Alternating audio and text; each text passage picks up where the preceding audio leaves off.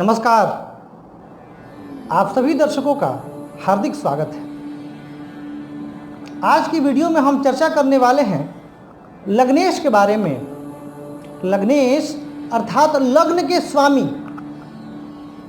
लग्न के स्वामी का बलि होना परमावश्यक क्यों है, और यदि यह निर्बल हुआ तो उसका प्रभाव क्या होता है और इसका उपाय क्या है, हम इस पर चर्चा करने वाले हैं।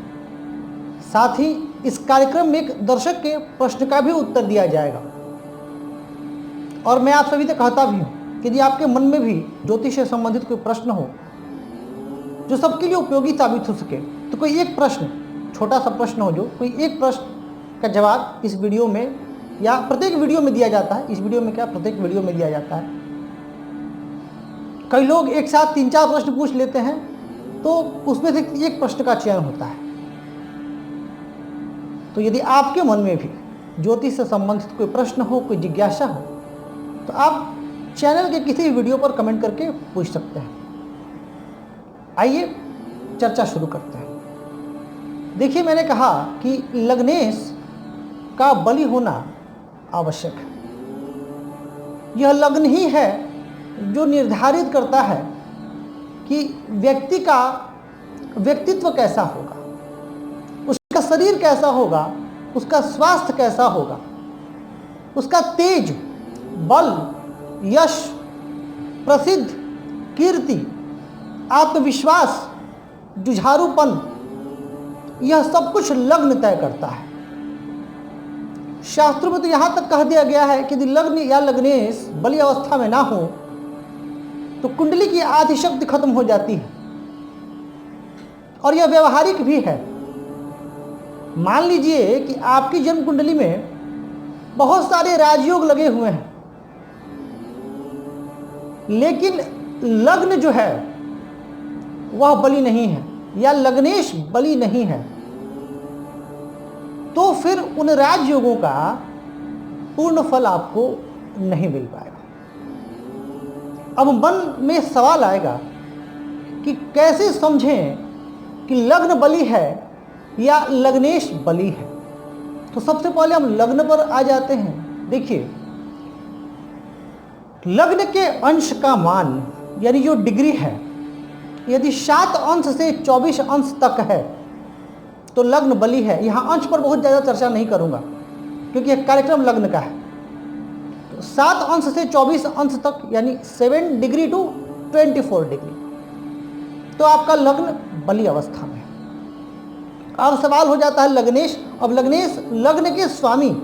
अब उदाहरण के लिए ले लेते हैं कि मान लेते हैं कि आपका लग्न तुला है।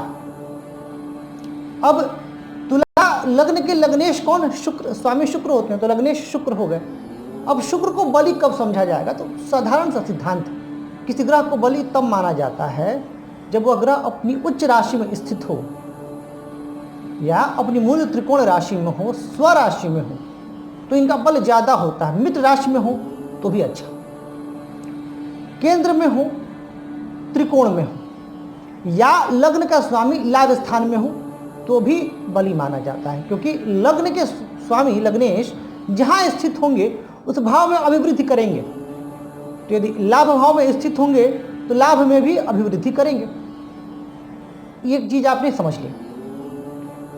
तो अब होगा क्या कि जैसे ही आपका लग्न और लग्नेश बलि हो गया, वैसे ही आपकी जो आपके बाकी अच्छे योग हैं वो एक्टिवेट हो जाएंगे। अब समझिए ऐसा क्यों। मान लेते हैं कि एक व्यक्ति है, एक उदाहरण दे रहा हूं क्योंकि लग्न आपका शरीर है। मैंने आप शुरू में कहा लग्न आपका शरीर है, मस्तिष्क है, व्यक्तित्व है। एक व्यक्ति है, एक उदाहरण ले लेते हैं, एक व्यक्ति को, XYZ किसी को लेते हैं, एक्स नाम का एक व्यक्ति है, खूब इंटेलिजेंट है और दिमाग से भी बहुत तेज है, मेमोरी भी बहुत अच्छी है, सब कुछ अच्छा है, कंपटीशन की तैयारी कर रहा है, उसे एग्जाम फेस करना है, पर वो हमेशा बीमार रहता है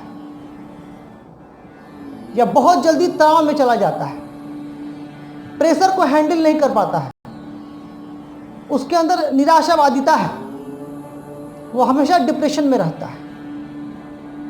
तो जब उसका अधिकांश समय इन्हीं चीज़ों में व्यतीत हो जा रहा है, बीमारी में चला जा रहा है, समय खुद को सही करने में चला जा रहा है अधिकांश समय, तो फिर ऐसी स्थिति में वो पढ़ ही नहीं पाएगा, वो तैयारी ही नहीं कर पाएगा, वो कितना भी इंटेलिजेंट क्यों ना हो, वो एग्ज़ाम क्रैक नहीं कर पाएगा। एक उदाहरण, ठीक उसी प्रकार आपका लग्न है, राजयोग मान लेते हैं आपकी जन्म कुंडली में बहुत अच्छे लगे हुए हैं, पर जहाँ लग्न में बल नहीं हुआ वहाँ फिर ये लोग भी बहुत कुछ अच्छा नहीं कर पाएंगे।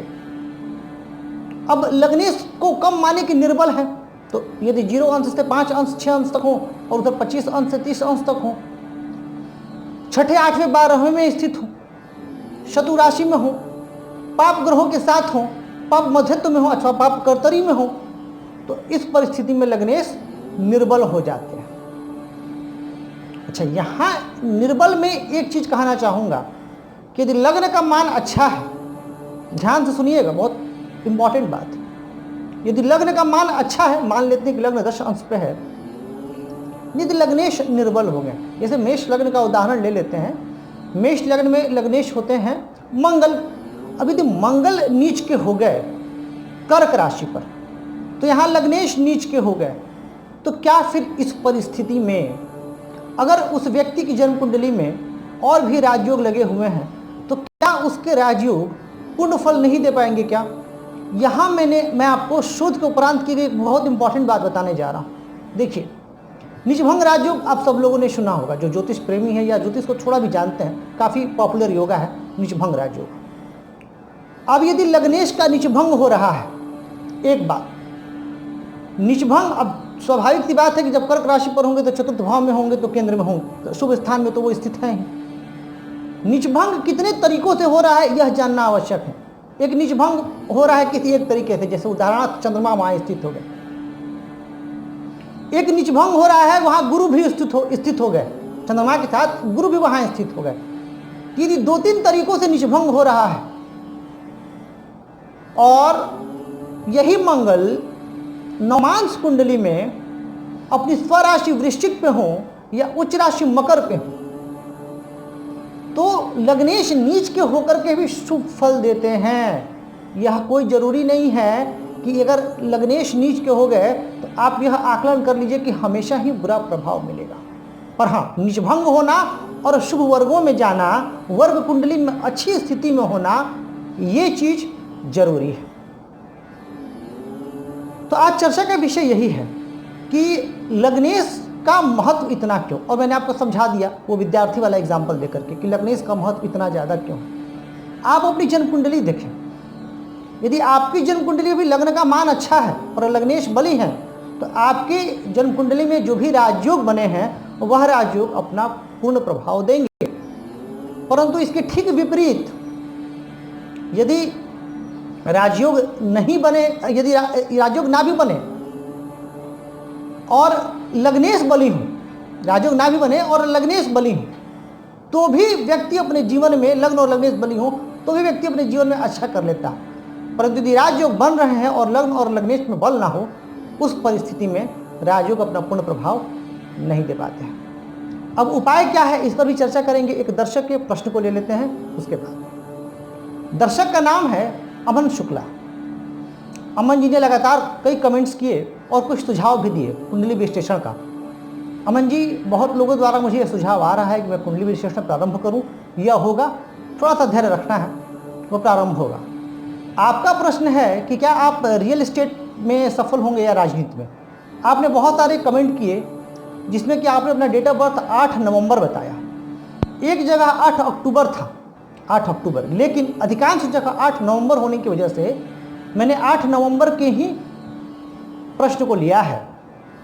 आपकी जन्म कुंडली तुला लग्न की है और लग्न में सूर्य, बुध और शुक्र हैं। तृतीय स्थान में केतु हैं, चतुर्थ में उच्च के मंगल हैं, अष्टम में शनि हैं और नवम में गुरु राहु हैं, दशम में चंद्रमा है। तुला लग्न का जो मैंने राजयोग बताया था उसमें से कुछ राजयोग आपकी जन्म कुंडली में बहुत अच्छी तरीके से मुझे दिख रहे हैं और यही आपने कमेंट भी किया था। जैसे सूर्य, बुध, शुक्र का लग्नेश का लग्न में होना मंगल का उच्च का होना, चंद्रमा का अथवा राशिस्थ होना, निसंदेह यह कुंडली उच्च स्तरीय कुंडली प्रतीत हो रही है। लेकिन अभी बात लग्नेश की ही हो रही थी, और लग्नेश आपके नवमांश कुंडली में पाप पीड़ित है। लग्न भी आपका 26 अंश पर है, और मैंने क्या कहा था कि 7 अंश से लेकर के 24 अंश के बीच, या 6 अंश भी चल जाएगा, 6 से 24 के बीच दी हूँ। तो आप अपने लग्न को सही कीजिए। अगर आपको राजयोग का संपूर्ण लाभ लेना है तो लग्न को सही कीजिए, लग्नेश को सही कीजिए, क्योंकि नवमांश में पाप पीड़ित हैं। और अपनी कुंडली के सबसे प्रमुख ग्रह जो कि शनि है, तुला लग्न के शनि योग कारक होते हैं, तुला लग्न में परम योग कारक होते हैं। तो शनि चतुर्थ और पंचम के स्वामी है, एक केंद्र और एक त्रिकोण, वो अष्टम में जाकर के बैठे हैं। अब योग कारक ग्रह जहाँ स्थित होते हैं उस भाव में अभिवृद्धि करते हैं। अष्टम भाव आयु में तो आपकी अभिवृद्धि होगी, दीर्घायु होंगे आप। वैसे तो आयु ईश्वर के हाथ में है, परंतु एक आकलन, क्योंकि आयु और मृत्यु पर हमारा आपका कोई वश नहीं है। ईश्वर को जब बुलाना होता है बुलाते हैं, परंतु ईश्वर से कामना है कि आप दीर्घायु हों, और कुंडली में भी यह दिख रहा है कि आप दीर्घायु हों। शनि वहाँ स्थित होंगे, परंतु वह कष्टों का भी भाव है, तो शनि वहाँ कष्टों को भी बढ़ाएंगे। तो आप ये सही कीजिए। अगर ये दो चीज़ आप सही कर लेते हैं तो आप हरफन मौला व्यक्तित्व के स्वामी हैं, यानी you are a person with versatile talent. बहुत सारी खूबियां हैं आप में। अगर मैं आपकी खूबियों के बारे में बात करने लगूँ तो 5-6 घंटे व्यतीत हो जाएंगे, इतनी अच्छी आपकी कुंडली। परंतु निराशावादिता, जल्दी निराशा में जाना, और बहुत ज़्यादा एम्बिशियस होना, आप बहुत ज़्यादा महत्वाकांक्षी हैं, अति महत्वाकांक्षी हैं। इन दो चीज़ों पर काबू कीजिए और प्रयत्नों को बढ़ाइए, क्योंकि जहाँ बात प्रयत्नों की आती है वहाँ थोड़ी सी कमी मुझे आप में दिख रही है। इसको बढ़ाइए। आप राजनीति में भी सफल हो सकते हैं और रियल एस्टेट में भी सफल हो सकते हैं, उपाय के उपरांत। विस्तार में जब कभी कुंडली विश्लेषण का कार्यक्रम शुरू होगा वहाँ विस्तार में बताऊंगा। अब आगे चलते हैं, उपाय क्या है।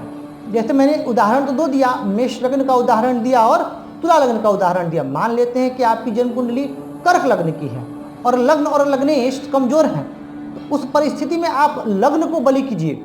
और लग्नेश चंद्रमा, अब चंद्रमा के लिए सर्वश्रेष्ठ उपाय क्या है, शिव जी के शरण में चले जाइए, ओम नमः शिवाय या ओम सोम सोमाय नमः। अब यहाँ पर देखिए, यहाँ पर मैंने 2 मंत्र बताए, ओम नमः शिवाय और ओम सोमाय नमः। यहाँ पर मंत्र से ज़्यादा यदि उनके आराध्य देव की पूजा की जाए तो फल जल्दी परिलक्षित होते हैं और वो फल स्थायी भी होते हैं। ठीक उसी प्रकार अगर यदि किसी का लग्न मेष है और वृश्चिक है तो हनुमान जी के शरण में चले जाइए। अगर वृष और तुला है तो भगवती माँ दुर्गा के शरण में चले जाइए। मकर और कुंभ है तो हनुमान जी के शरण में चले जाइए। शनिदेव ओम नमः शिवाय शिव जी के शरण में चले जाइए। ठीक उसी प्रकार कर्क का मैंने बता ही दिया। सिंह है तो आदित्य हृदय स्तोत्र का पाठ कीजिए। मिथुन और कन्या है गणेश जी की पूजा कीजिए, अपने लग्न और लग्नेश को बलि कीजिए। और यदि धनु और मीन है तो विष्णु भगवान की पूजा कीजिए या राम रक्षा स्तोत्र कीजिए या ये मंत्र पढ़िए, राम रामेति रामेति रमे रामे मनोरमे सहस्र नाम तत्तुल्यम श्री राम नाम वरानने। ये आप पढ़िए, आपको अत्यंत लाभ होगा और आप बहुत ऊंचाई पर जाएंगे। यह कार्यक्रम लग्नेश पर था, क्योंकि कई लोगों का प्रश्न होता है कि हमारी कुंडली में राजयोग फल नहीं दे रहे हैं, तो उस स्थिति में आप लग्न और लग्नेश को देखिए कि उनकी स्थिति क्या है। और यदि लग्नेश नीच के भी हो गए हैं तो तनिक भी चिंता ना कीजिए, देखिए कि नीचभंग हो रहा है कि नहीं, और इसके उपाय में जुट जाइए, आपको निश्चित लाभ होगा। आज के कार्यक्रम बस इतना ही। और दर्शकों, जिस तरीके से आप लोगों का मुझे प्यार और स्नेह मिल रहा है, मैं अभिभूत हूँ। और इसी तरीके से आप वीडियो को लाइक करें, सब्सक्राइब करें और शेयर करें और अपना प्यार और स्नेह यूँ ही बनाए रखें। आज के लिए बस इतना ही। नमस्कार।